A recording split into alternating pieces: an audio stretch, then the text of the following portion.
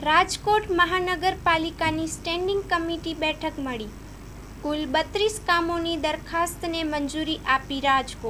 રાજકોટ મહાનગરપાલિકાની સ્ટેન્ડિંગ કમિટીની બેઠક મળી. સ્ટેન્ડિંગ કમિટીની બેઠકમાં નગરસેવકોએ પહલગામ હુમલા તેમજ સિટી બસ દુર્ઘટનાને લઈને મૌન પાળ્યું. સ્ટેન્ડિંગ કમિટીમાં 32 દરખાસ્તો અંગે લેવામાં આવ્યો નિર્ણય. શહેરના અલગ અલગ વોર્ડમાં દરખાસ્તની અંદર વિકાસ કામો અંગે તમામ દરખાસ્તોને મંજૂરી આપવામાં આવી. કોઠારિયા અને આસપાસના ભળેલા નવા વિસ્તારો માટે નવો દક્ષિણ ઝોન બનાવવાની મંજૂરી. દક્ષિણ ઝોનમાં કચેરી અને અન્ય વિભાગો કાર્યરત થઈ, જેના માટે અંદાજિત 29 કરોડના ખર્ચને મંજૂરી. નવું સ્પોર્ટ્સ કોમ્પ્લેક્સ પણ બનાવવા મંજૂર. 32 કરોડના ખર્ચે નવા રસ્તા બનાવવા દરખાસ્ત મંજૂર કરી છે. 117 કરોડના કામોને મંજૂર કરવામાં આવ્યા છે. અદ્યતન ટેકનોલોજી સાથે સાઉથ ઝોન તૈયાર થઈ જશે. અંદાજિત 2 વર્ષના સમયગાળામાં કામગીરી પૂર્ણ કરવામાં આવશે. Report by Sandeep Chavda, Rajkot. આજરોજ રાજકોટ મ્યુનિસિપલ કોર્પોરેશનની સ્ટેન્ડિંગ કમિટીની બેઠક હતી. બેઠક પૂર્વે ભારતીય જનતા પાર્ટીના 66 કોર્પોરેટર અને રાજકોટ ભારતીય જનતા પાર્ટીના માનનીય અધ્યક્ષ ડોક્ટર માધવભાઈ દવેની અધ્યક્ષતામાં પહેલગામની અંદર જે ભારતીય નાગરિકોની જે 28 લોકોની જે ત્રાસવાદીઓએ જે હત્યા કરી છે અને રાજકોટ શહેરની અંદર સિટી બસના ડ્રાઈવરની ભૂલના કારણે 4 રાજકોટના શહેરીજનોના જે મૃત્યુ થયા, તેમના દિવંગત આત્માને શાંતિ માટે રાજકોટ મહાનગરપાલિકાના સૌ ભારતીય જનતા પાર્ટીના કોર્પોરેટરે 2 મિનિટનું મૌન પાડીને આજની આ સ્ટેન્ડિંગ કમિટીની શરૂઆત કરી હતી.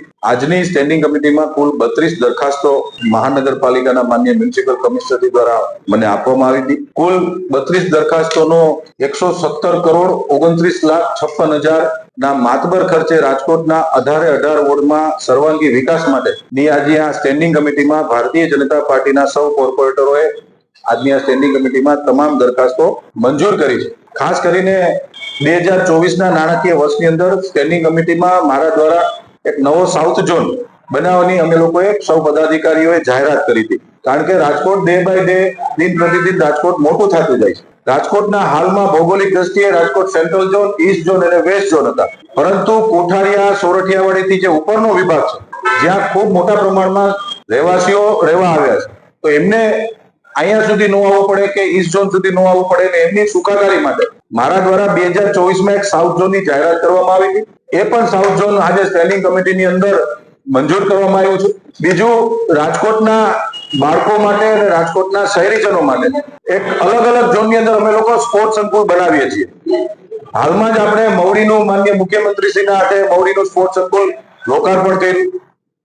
એવી જ રીતે આજે વોર્ડ નંબર 17 ની અંદર નવું સ્પોર્ટ સંકુલ બનાવવાની એક દરખાસ્ત હતી કે જે એ પણ મંજૂર કરવામાં આવી છે. રાજકોટ શહેરના શહેરીજનોને જે અત્યારે આપણે જોઈએ છીએ કે જે વોર્ડની અંદર ડીઆઈ પાઇપલાઇનના માધ્યમથી જે રોડ ખોદાઈ ગયા છે, એવા બહુમતી વોર્ડની અંદર પણ એક 32 કરોડના ખર્ચે રોડ નવા બનાવવાની અને પેચવર્ક કરવાની દરખાસ્ત હતી, એ પણ આજે મંજૂર કરવામાં આવી છે.